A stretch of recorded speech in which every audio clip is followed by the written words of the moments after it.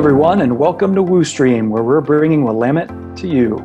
I'm Eric Lasan, and for today's presentation, Rob Passage will share an update on Willamette Athletics. He'll discuss his department's response to COVID-19 and what our coaches and student athletes are doing to make the most of this extended off-season. Rob joined Willamette in August of 2012 as Director of Facilities and Operations and was promoted to Assistant Athletics Director in 2013 and then to Associate Athletics Director in 2016. He served as Interim Athletics Director from December of 2016 until he was named Athletics Director in May of 2017.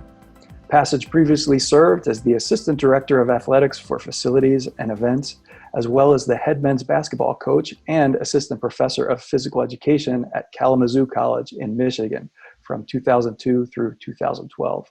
He graduated from Kalamazoo with a Bachelor of Arts degree in Economics in 1993 and earned a Master of Arts in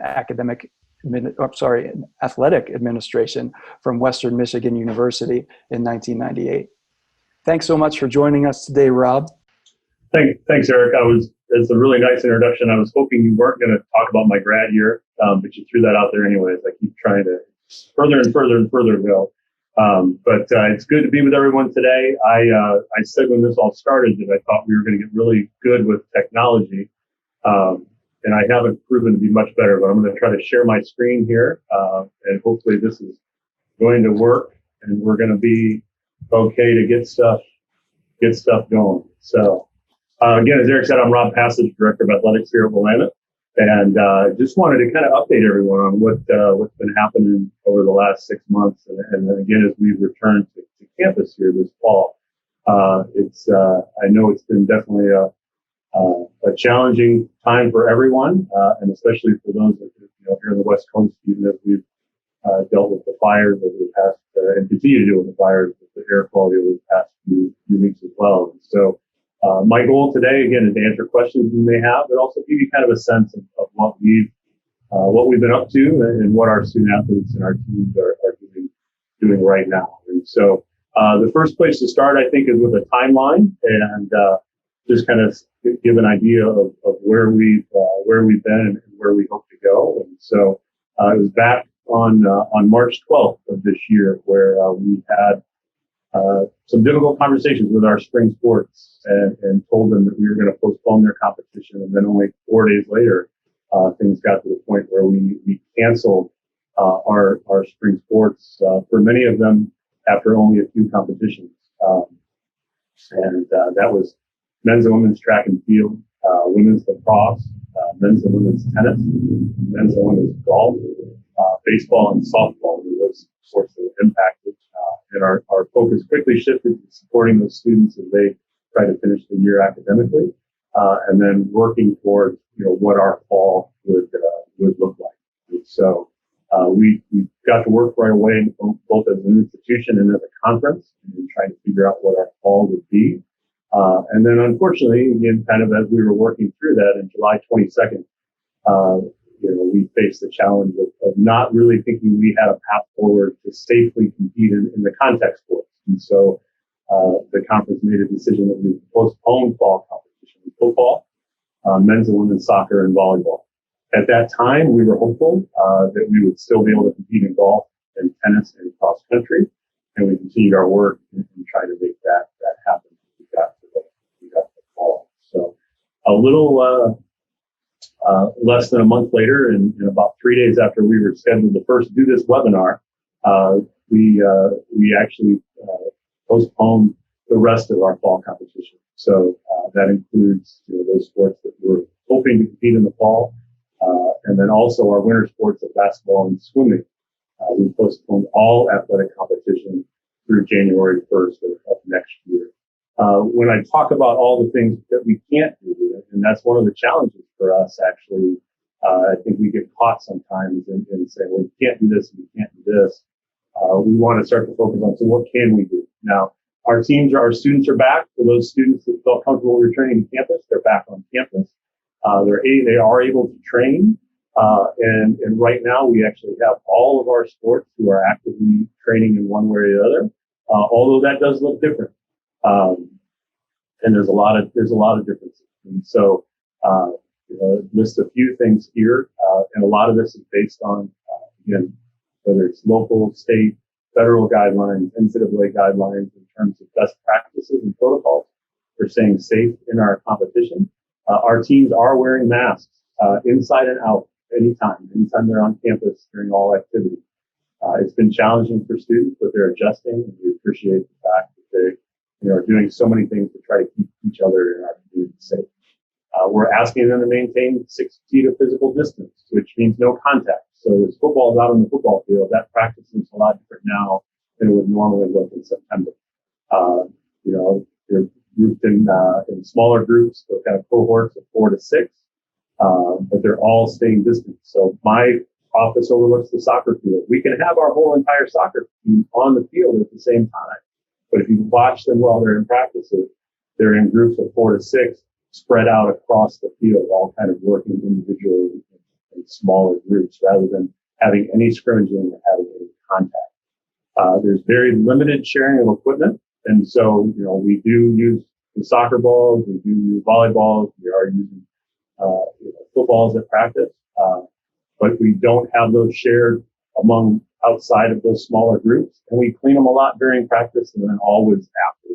And so, there's just a lot of little extra work and attention that needs to go into what we're doing. And then most of our team and our individual meetings are held virtual. So, one of the things for us, when it works the right way, it's really kind of proven that it's something that can be effective. And so, especially for teams like football that have to go to McCulloch for meetings, they're able to do those virtually. Students can do them from their apartment, from their room, from any location on campus, and they don't have to worry about travel time. So we are practicing. Teams are adjusting. We're constantly evaluating kind of how those are going, but the feedback from the athletes so far is that they're just really glad to be back together, and they're loving and enjoying doing it. Eric, I'm going to rely on you to jump in if there's ever any questions. Just don't hesitate to interrupt me as we go. All right, sounds good, Rob. Okay. We all know about NCAA legislation and eligibility, and that's something that always impacts us. What you usually probably hear if you've been paying attention to the national news is they really highlight Division I. So a lot of conversation about who's going to play football, how are they going to keep players safe, and how is it going to help impact eligibility. They talk about athletic programs losing $80 million if they can't play football this fall. That's not our case. We're not going to lose that amount of money by not playing football this fall. But we are governed by the NCAA, and there are some important pieces that come into play when we're trying to determine what we can do. So one of the good things that came out of the spring, as we did cancel competition, is that the NCAA did give all of those athletes back that season eligibility. And so for our athletes that participated in the spring, they didn't cost them a season, and they're able to come back and get that year back if they choose. We actually have several seniors who were set to graduate last year or are actively involved in our 3-2 MBA program here, who are going to be able to compete this spring because they got that year of eligibility back. So not everyone's able to do that, but it was nice for some of those athletes to be able to come back. For this year, the NCAA has also started to make some adjustments in terms of, just not knowing and the uncertainty around what this year may look like. And so right now, if there's ever teams that don't play 50% or more of the games that they're allowed, then this year won't count against the eligibility of those students. So as we plan for future games and future events and we look to the spring, and I'll talk about that a little bit later in terms of those numbers. But if we're not able to play at least half of the games that we are typically to play in a season, those athletes will be able to play those games, but they won't lose a season eligibility. They, in theory, would be able to play an extra year. So we're excited about that opportunity. As saddened as we are about not being able to play now, we do appreciate the opportunity potentially for those student athletes to get that time back. And then the other part that is really impacting us now is, so typically we have seasons. So our fall season, our winter season, our spring season, where teams have the bulk of their activity. Those seasons, according to NCAA, are broken down into 19-week segments. And teams are only allowed to be coached and have their coach run what they call athletically related activities during those weeks. One of the things, because seasons all across the country, not only here in the Pacific Northwest, but across the country, all are going to look different this year. They're allowing each team to have 114 days of athletic-related activity. And so rather than being limited on weeks, they're going to say we're counting days instead, which for me, and I think for our student athletes, is a really great thing. It allows us to be absolutely flexible as we plan out training. It allows us to stop and start when we need to, whether there's something related to COVID or, again, the air quality has impacted us over the past few weeks. It allows us to stop and start and not worry about what our weeks look like. So right now, that's one of the things that allows all of our teams to actually be training. It's typical year, we would have spring sports that wouldn't necessarily be training right now. Basketball and swimming would not be able to start yet. But this new legislation is allowing some more flexibility, which is really good. Right now, most of our teams are practicing about 3 days a week. We're also not getting ready for competition right now. And they're all trying to save some of those 114 days so they have them when we do get to hopefully a competitive season in the spring. And they're practicing on a more regular basis. Getting ready for those competitions. So here's a little about what we hope to do. So we talked about what we can do, and then a little bit about what we're planning. And so, the challenge with what we're going through right now, and I think everyone probably knows it, is we are planning for a lot of different things, and then hoping that those, the plans that we're making are we're going to be able to do. And that was one of the challenges we ran into this summer. As I said, we were planning to try to come back to competition in the fall, but just as we were going through it and looking at what we needed to do to keep not only our students and our staff, but our community safe, we decided that we weren't going to be able to compete in the fall. We're doing the same thing right now as we look to the spring. We're hopeful that we're going to be able to compete in the spring. We're hopeful that things improve, not only nationwide, but here in the state of Oregon, and that we're able to compete. So right now, the athletic directors in our conference, along with the President's Council, are trying to come up with potential schedules. And what that looks like. Fall sports that we talked about that were impacted this fall, we play a shortened schedule. For example, football can play up to 10 games. We would try to keep them under the 50% to get their eligibility back. We would come up with more like a 5-game schedule. Soccer would look like 10. I think volleyball would have 11. We're trying to come up with a way to try to fit that in because there's actually a lot of facility and staffing challenges and trying to play 19 sports over a 4-month period in the spring. And so that's our task right now, is making sure, how can we do this? How can we create a situation where we hopefully play those sports? Winter sports would also have their schedule adjusted. Again, we typically do have swim meets and basketball games that happen in November and December, and they're not going to happen until after December 1st. And then there's always the chance that spring sports may have changes as well. We haven't identified those yet because they're still Eric, I may have seen something pop up in the Q&A. I don't know if it's something that we want to address now. Or Yeah. Why don't we go ahead and throw this question out there? Jim would like to know about what about two-sport or multi-sport athletes in this scenario? How does this impact them? Yeah, so this is one of the challenging things that we're trying to work through. Are two-sport athletes, and we have a variety of two-sport athletes here. And we have some that I don't want to say aren't traditional, but a lot of times when you have a fall and a spring sport, two-sport athlete, you can work that out. And now, as we try to put things in all at the same time, it is going to impact those folks, and we know that, and we're trying to see what we can do to minimize that. The hope is that we would have soccer and football done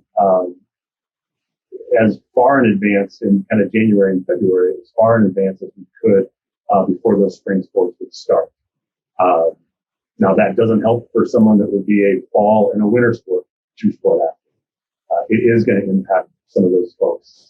We want to try to find ways around it. At the same time that we're not asking people to double up, and do two sports at the same time during the same season. So we're trying to take that into account. to try. It's also part of the reason why we're trying to limit the amount of games that we play in the fall season as well. For that reason, and also get the facility staff. Rob, another question's just come in from Carrie. Are we going to give priority to spring sports since their last season was canceled? So we are trying to do what we can to preserve spring sports. And so we will not move, at least not my plan. Again, this will be something that will happen overall with the Northwest Conference. But we're hoping to impact the spring sports as little as possible as this happens. And so we have control of that with our own scheduling.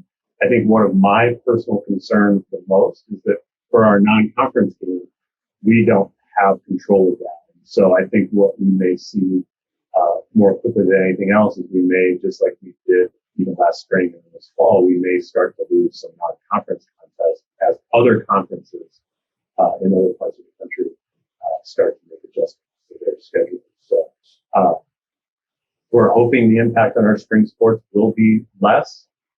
Because it is important and they were so impacted last year, but ultimately we're not quite sure what that's. And then timeline, just so folks know, we're working on this, every day as a conference. We meet as athletic directors every other week to have these conversations and share what we're looking to do. I'm hopeful that here as we get through October into late October, early November, we'll have a much better idea. Share just an update for folks that have been asking and wondering about for Willamette, our annual golf outing and then our Hall of Fame induction ceremony. I thought this would be a good time to update folks. And so they were originally scheduled for a few weeks ago. We had set up a weekend of not only the golf outing and Hall of Fame, but home athletic events to have kind of an athletic weekend on September 11th through the 13th. We made the decision in May to cancel those just because of, at that time, there were a lot of restrictions around the size of gatherings we could have, and didn't feel for either one of those. We wanted to limit the folks that could attend. Right now, we're working on actually making the Hall of Fame ceremony a virtual event. So hopefully soon we'll have some more details out about that in December. Trying to do that so we can recognize those folks that are deserving. Have the 2020 Hall of Fame class be inducted in 2020. And then we actually rescheduled for event for next September in conjunction with what would then be the 2021 Athletic Hall of Fame ceremony. So that's what we're hoping to do with those events. And trying to get them scheduled now, again, not knowing kind of what restrictions may look like here on campus. I think that's great that you shared about the virtual Hall of Fame induction ceremony, Rob. I'm really excited about that and glad that we're going to move forward with trying to pull that off and honor this year's inductees. A new question has come in from Tobias, and I really like this one because it's a little bit forward thinking. Are there things that COVID has forced us to do that we anticipate keeping after the recovery? That's the good news is there's been some neat things that we've learned, lessons learned and ways of doing things that might benefit us in the future. No, I think, and that's a great question. And it's funny. That's where we are right now in a lot of our conversations. We had a student affairs executive meeting this morning and we talked about just that very thing. And I think we're talking about that in all areas. One of the things I mentioned is that teams are starting to do virtual meetings. And it cuts down travel time, especially with our students. That, if we want to have a meeting early in the morning or in between classes, and students feel like they're always running one place or the other.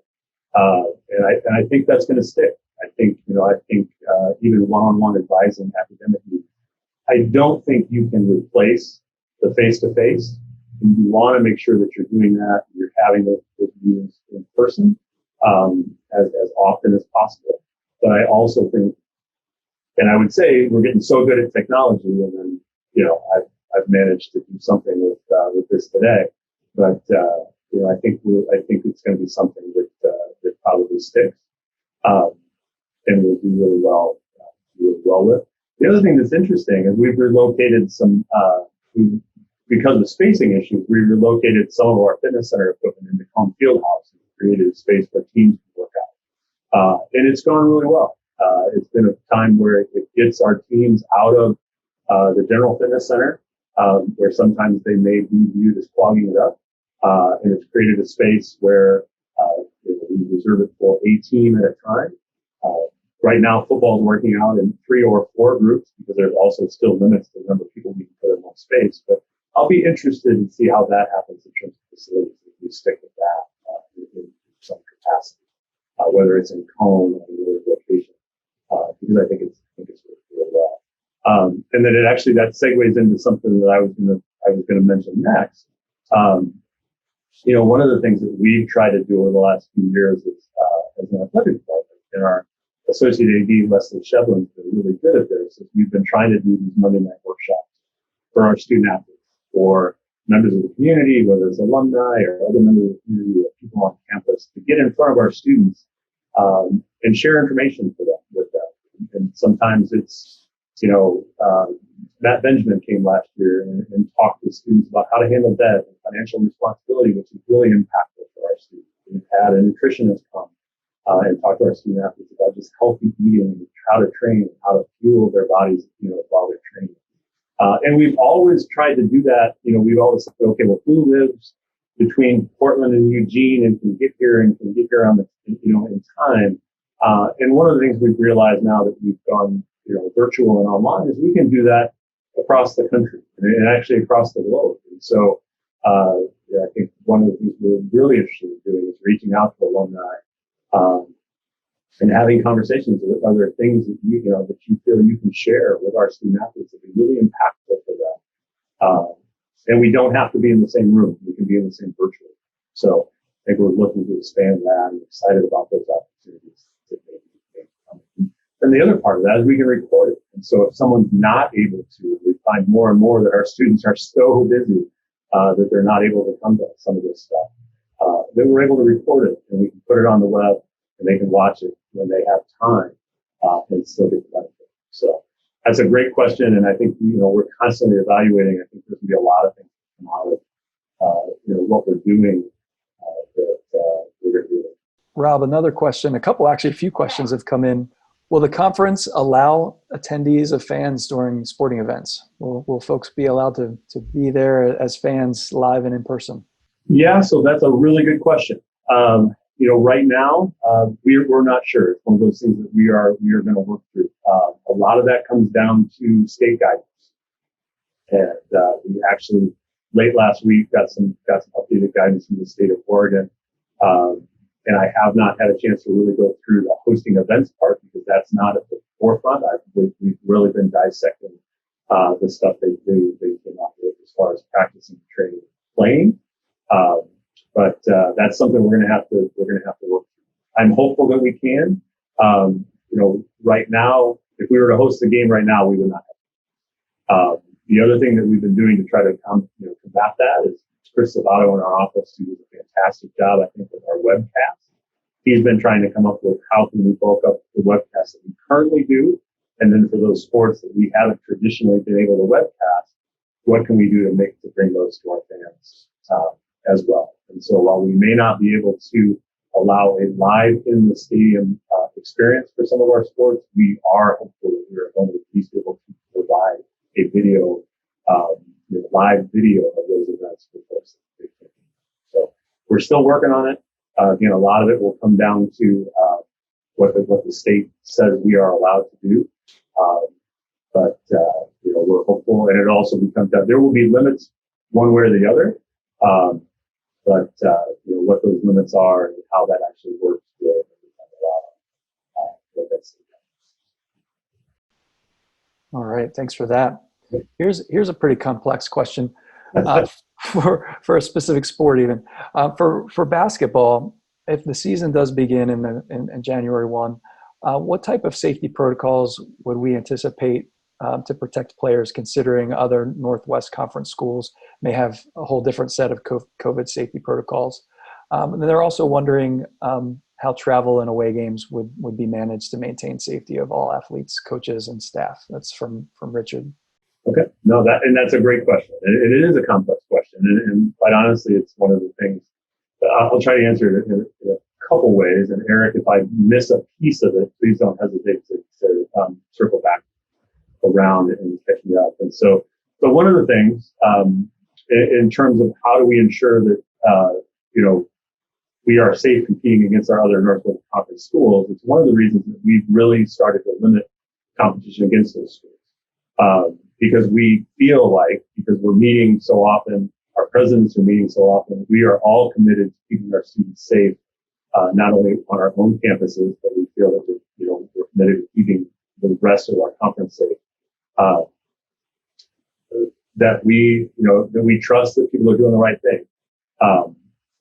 Our course medicine professionals within each institution have come up with some pretty robust guidelines in terms of what you consider before you travel, how we quarantine, who's allowed to participate, the checks that happen before competition, and then actually things that happen during competition. Basketball is a challenging one. Right now in the state of Oregon, we can't play basketball with any contact. And so if you ask me that question right now, it doesn't happen. It doesn't even happen for our own players in terms of being able to play. So again, something's going to have to change for that before we can even think about competing against other folks. As far as travel goes, one of the things we've been looking at is trying to limit, just saying no overnight travel. We've worked already really closely with our bus companies to make sure that we're following their protocols and they're following ours in terms of travel. One of the things that looks like is, right now, a 52 passenger bus can only carry 14 people. So we are looking at potentially either using a limit travel roster or taking, it's going to cost us a lot more taking multiple buses for even a team that's 16 or 17 folks. So that's another piece. But again, limiting overnight travel as much as we possibly can. So that would mean when we go to Tacoma, we go and we play up in Tacoma and we come right back. That's part of our scheduling that we're looking at. Trying to sort those things out. So I hope that answers the question. I feel like I went off on a few different tangents, but a lot of those things that we're still trying to sort out as we work through this. Right. Thanks, Rob. I think it's so complicated because you're working with guidelines from all these different levels, right? You've got the CDC guidelines, you've got state and local guidelines, and then we've got our own university protocols, as Richard alluded to, which may be very different, and as far as I understand, are a little more conservative than maybe other campuses are doing in the interest of keeping everybody safe and putting that as the primary concern. So, that to balance all those things, but to make sure that ultimately, if the state says we can't do certain types of activities, then that then is the baseline that governs decisions going forward. And luckily for us, I say luckily for us, we're only dealing with 2 states in our conference, but it is challenging. Washington has a little different protocols than Oregon, and then even within Oregon, Multnomah County, where Lewis and Clark is in a different phase than Marion County, where we're located. So even as we look at different schools within our conference right now, they're allowed to do some things differently than others, just based on what phase they're in and what the guidance is from their local health. So yeah, it's challenging, but I have really appreciated. I think one of the things in our conference, we so often get caught up in competing and just wanting to beat the other person, and I think it's so collaborative, across all institutions, because we're not battling each other, we're battling COVID. We're trying to create an opportunity. If we don't do things right, or if Puget Sound doesn't do things right, or if another institution doesn't do things right, it impacts our whole conference. So we're really working collaboratively and trying to make sure that we all can do this. That's been a really good thing, and I hope it's something that continues when we get through this, and we don't go back to wanting to fight each other. Thanks, Rob. It is great to hear that the schools within the conference are working so closely together. And yeah, to Tobias's question, hopefully that's another thing that sticks around in the future, like you just said. Here's a couple of less complicated questions. One is the status of intramurals. Are they just completely canceled for the foreseeable future? That's a really good question that I don't necessarily know the answer to. So we have a little bit different setup here than a lot of institutions. And so as the athletic director, I'm in charge of intercollegiate athletics. Tony Stafford, who's a new member of our team in student affairs, is our director of campus recreation. And he oversees club sports and intramurals. And so I know he's been working to try to make that happen. I know Lacey Jones, who's one of our women's soccer players and also on our student athlete advisory committee, one of our fantastic student athlete leaders, messaged me yesterday asking about field availability for some intramural activity. So I'm not sure what's happening, but I know they're working towards, creating opportunities for students to get together. Great, thanks. And thanks for that question, Dave. Here's another question from Jim, and this may or may not be a complicated question to answer. How's the athletic budget been affected through this process? I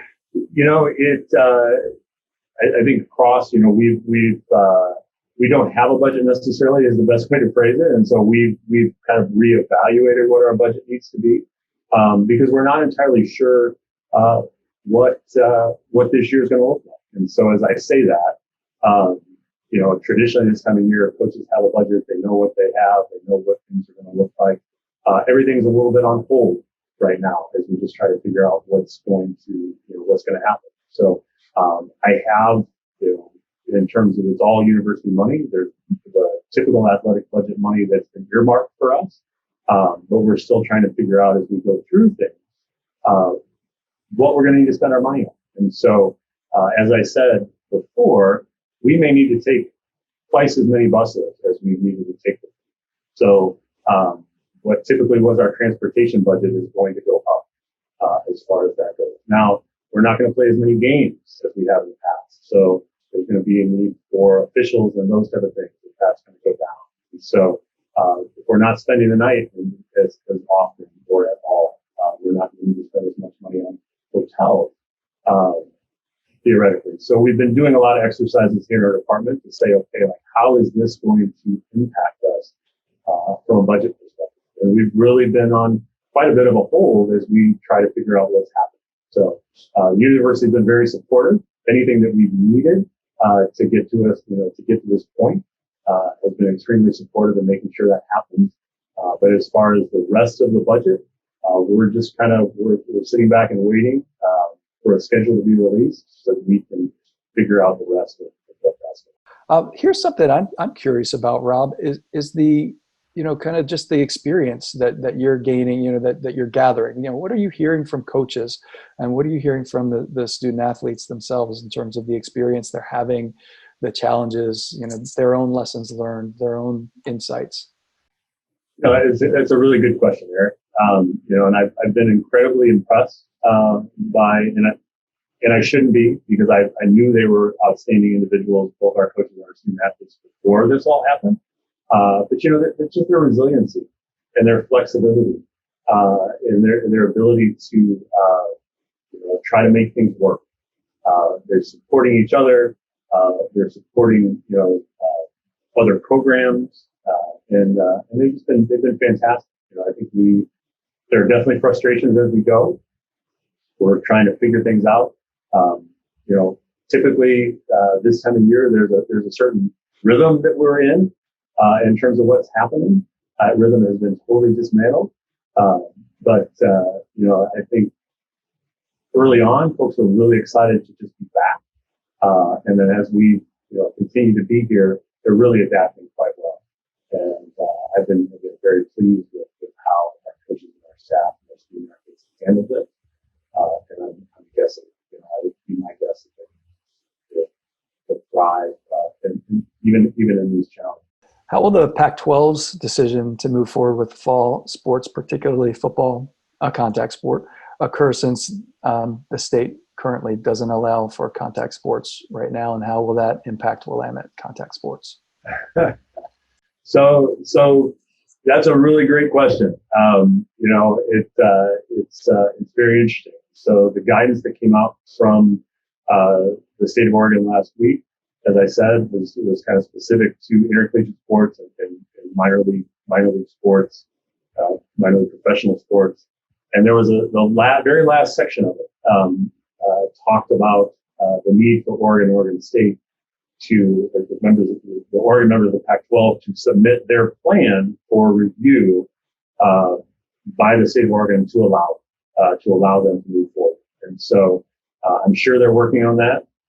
We, as a conference, at least the Oregon schools, have picked up on that, and we're planning on seeing what they're doing and what they submit, and hopefully using a large portion of what they submit as part of our proposal when the time comes. And so, some of it's going to become resources, and I think that'll be some of the challenges as we look at what they're going to propose.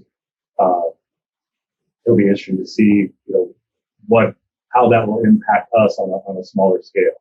But they have technically not been, as far as I know, they have not submitted anything yet, so they have not been approved yet. I know they're moving ahead as though it's going to happen, and we will pay very close attention to what they say. That is a really fascinating situation to keep an eye on, and has definitely provided some twists and turns. And yeah, difficult to find a resolution for it as well, as there's, we're hearing all kinds of different things out there, it seems like. And I think, Eric, kind of follow up on that. And one of the things that we're really rooting for is as we see other institutions, and primarily larger institutions, although there are some NAIA schools in the Midwest that are competing, we're really rooting for them, and we really want it to go well. I've been happy to see that football is taking place, but I've also been discouraged because there's quite a few games that are being postponed on a weekly basis due to increased quarantines across some of these programs. And so, we're gonna keep following what folks are doing, and when it goes well, we'll copy and adjust kind of what they have, and when it doesn't go well, we'll try to learn from those bad experiences also. We're rooting for folks that are trying to do it, that it works. But I'm still cautious.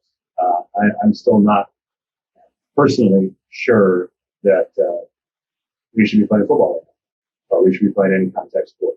We're working, trying to work in the direction where I think we all. There is, if you're interested in one more quick question, I can do that.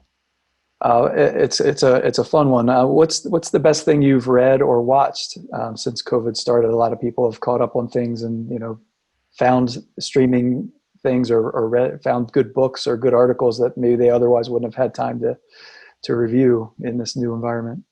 Yeah, you know what? That's a really good question. And you saw I've been a big webinar fan actually. And hopefully this has been good for everyone. So I have a folder on my email with webinars to watch, because I never seem to actually catch them when they're live, and so I'll go back and do recordings. But I think one of the things that we've been trying to do as a department this summer is really a lot of anti-racism work, and even Kenny's book, How to Be an Anti-Racist, was impactful for me, and made me think quite a bit, and continues to make me think, and it's something that we're going to continue to discuss across our department, not only the staff but the students throughout this year. And so that would be one that stands out. Well, great. And thanks for sharing kind of your personal perspective on that. So as we come to a close here, it looks like we've addressed all of our questions. Are there any other things, any takeaways, anything you want to leave the audience with today that, how you're feeling about the situation? I think just for me, thanks everyone for joining us today. If you have, specific questions, or there's anything I've shared today that, you want to follow up on, please do not hesitate to reach out. My email should be on the web. It's rpassage@willamette.edu. My office phone is also on there. It's 503-370-6217. I'm interested in hearing from you if you have questions or concerns. I think as I shared with you about the Northwest Conference and the collaboration that we've had across our other institutions, this is not something any of us have dealt with, and we're really trying to work together. And I don't know that any of us will suggest it. Again, we're experts. It's the last time this happened, we did this, and so we really want to be collaborative, not only with our staff and our students, but anyone that has questions and advice and different things. And I really just like catching up with folks too, so don't hesitate to reach out. Well, thanks for sharing that, Rob. I really appreciate you sharing that and that particular emphasis on the important work that's going on out there, given our current climate around racial injustice. That brings us to a good spot to close on out here. And so I want to say thanks so much, Rob, for sharing these updates with us today. And hopefully our audience found this really valuable as much as I did. And to our viewers, thanks again for joining us today. If you enjoyed this presentation, please stay tuned as we'll be adding Ustream content weekly. And please share your feedback with us and send suggestions for additional content to alumni@willamette.edu. Thanks again, Rob. I really appreciate your time.